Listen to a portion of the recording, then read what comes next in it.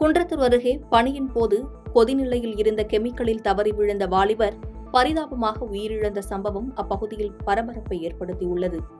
கடலூர் மாவட்டம் பண்ருட்டி தாலுகாவை சேர்ந்தவர் பிரவீன்குமார். குன்றத்தூர் அடுத்த திருமுடிவாக்கம் சிட்கோவில் உள்ள கார் உதிரி பாகங்கள் தயாரிக்கும் கம்பெனியில் வேலை செய்து வருகிறார்.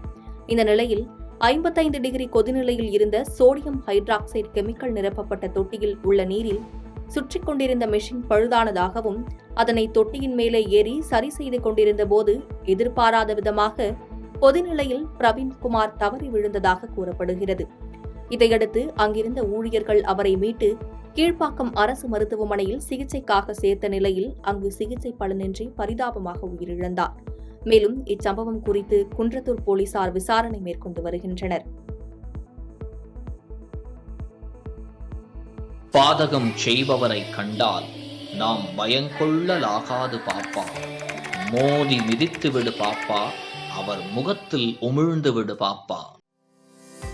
அண்மை செய்திகளை உடனுக்குடன் தெரிந்து கொள்ள இணைந்திருங்கள் இயம்நாடு தொலைக்காட்சியுடன்.